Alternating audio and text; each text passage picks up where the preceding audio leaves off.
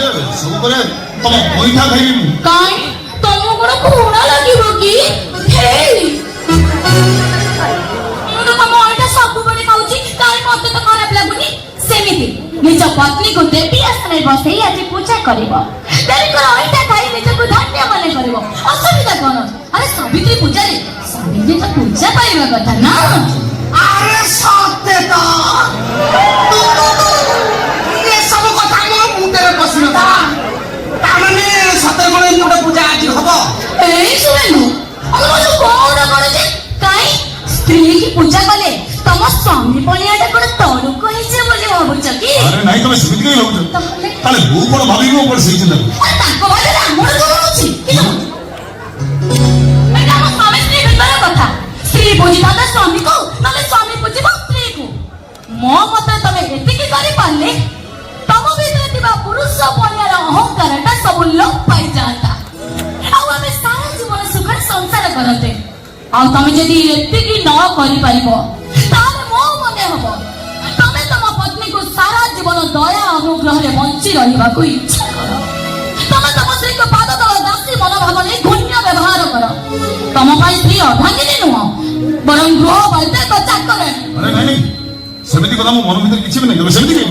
ନାଇଁ ତ ପୂଜା କରିବାକୁ ରାଜି ହେଇଯିବ, କଣ ପାଇଁ ସବୁ ହଉ ହେଲା ଆଉ କଣ ପଳେଇଲ ଆସ ଆଉ ଚାରି ବର୍ଷ ତମକୁ ପୂଜା କରିଦେଇ କଥା ଶୁଣିବ। ଆଉ କଣ ନା ସେମିତି ଆପେ ଆପେ ଯାଇ ବସି ପଡିବି ସେଠି। ଆଉ କଣ ହବ?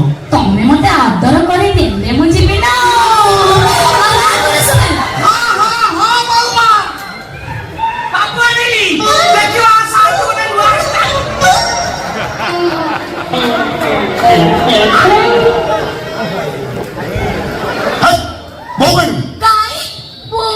ପୂଜା କରୁ ତମକୁ କଣ ଲାଜ ଲାଗିବ କି? ଆରେ ନାଇଁ ଲାଜ କାଇଁ ଲାଗିବ? ଆରେ ବୋଉ ଆସିଲେ ବଦର ବଦର ହବ ସମାଳିବ ନା। ମତେ କିନ୍ତୁ ବହୁତ ଭଲ ଲାଗିବ, ନହେଲେ ଗୋଟେ ନୂଆ ଘଟଣା ଦେଖିବାକୁ ବୋଉ ଆମର ବଞ୍ଚିତ ହେଇଛି ନା। କାଇଁ ଡାକ ପକାଇଲୁ? କଣ ପାଇଁ ଡାକ ପକେଇଲୁ? ପୂଜା ଥାଳି କଣ ସେମିତି ଥୁଆ ହେଇଛି? ଏପର୍ଯ୍ୟନ୍ତ ପୂଜା ନ କରି ଆଜି ସବୁ କଣ କରୁଛ ମା? କେମିତି ହବ? କେମିତି ହବ ମାନେ? କିଏ ପୂଜା କରିବେ ଆଉ କିଏ ପୂଜା ହେବେ ସେ କଥା କହି ସ୍ଥିର କଣ ହେଲା ବା? ବହୁ ପୂଜା କରିବ ତା ସ୍ୱାମୀକୁ, ବହୁ କଣ ଏକଥା ଜାଣିନି ଯେ ବସିକିରି ସ୍ଥିର କରୁଛ? କରିନି ମୁଁ ଜାଣିବି କେମିତି? ମୁଁ ଖାଲି ଶୁଣିଛି, ସେ ଶୁଣିବାକୁ ଆମେ ଅନୁଭବ କଲୁ ଯେ ସାବିତ୍ରୀ ପୂଜା ହୁଏ କାହିଁକି। ଆମେ ଯାହା ଅନୁଭବ କଲୁ ଏ ପୂଜାଟାକୁ ଓଲଟା କରିଦେବୁ ବୋଲି ସ୍ଥିର କଲୁ। ଓଲଟା କରିଦେବ ମାନେ? ସାବିତ୍ରୀ କରିବେ କି ସତ୍ୟବାନ ପୂଜା, ସତ୍ୟବାନ କରିବେ ସାବିତ୍ରୀଙ୍କ ପୂଜା। ମାନେ ମୋ ସ୍ୱାମୀ ମତେ ପୂଜା କରି ଆଶୀର୍ବାଦ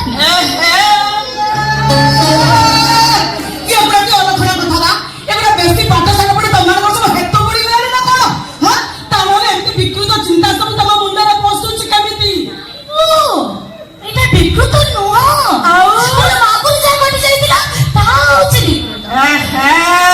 କେମିତି ଏମିତି ବେଲଜ୍ଜା କଥା ତୁ କହିପାରୁଛୁ ବା? ଆଜି ପରା ତୁ ତୋ ସ୍ୱାମୀକି ପୂଜା କରି ତାର ଦୀର୍ଘାୟୁ କାମନା କରିବା ସହିତ ଅହିଷ୍ଠ ଲକ୍ଷଣ ହେବାର ଆଶୀର୍ବାଦ ନବୁ। ଅତ କିଛି ଭୁଲ କଣ ଚିନ୍ତା କରୁନୁ? ତୋ ଜୀବନରେ ତୁ ଅନେକ ଥର ସାବିତ୍ରୀ ବ୍ରତ କରିଛୁ, ତାହେଲେ ତୁ ରହସ୍ୟ ଲକ୍ଷଣ ହେଇକି ନ ମରି ତୋ ପରିସ୍ଥିତି ଏମିତି କାହିଁକି? ମତେ ବୁଝାଉ। ଯଦି ଶୁଣିବି ପୂଜାର କିଛି ମାନେ ନାହିଁ, ଆମେ ପୂଜାଟାକୁ ଓଲଟେଇ ଦେବୁ, ଅସୁବିଧା କଣ? ତୁ ମୋ ହାତକୁ ଟଚ୍ କଲା ଭଳିଆ କଥା କହିଲୁ। ତ ହାତକୁ ଟଚ୍ କଲା ଭଳିଆ କିଛି କହିଲି। ବାସ୍ ପରିସ୍ଥିତିକି ନେଇ ତତେ ଗୋଟେ ଉଦାହରଣ ଦେଲି, ଆଉ କିଛି ବି ନୁହଁ। ଆମର ଆମେ ପୂଜାଟାକୁ ଓଲଟେଇ ଦେବୁ, ଅସୁବିଧା ତୋର କଣ? କି ବେଲଜ୍ଜା କଥା ତୁ କହୁଛୁ ମୁଁ କିଛି ବୁଝିପାରୁନି। ତୋ ସ୍ତ୍ରୀ ଡ୍ରେସ୍ ପିନ୍ଧି ପୂଜା କରିବ, ତୋ ସ୍ତ୍ରୀ ପୁଣି ତତେ ପୂଜା କରିବନି, ତୁ ପୂଜା କରିବୁ ତୋ ସ୍ତ୍ରୀକୁ। ଥରେ କାହିଁ ତୁ ଦିନକୁ 10 ଥର କରିବୁ? ବେଲଜ୍ଜାଟା ତମର ଭାଗ ସୁଧା ଯିବାର ନା।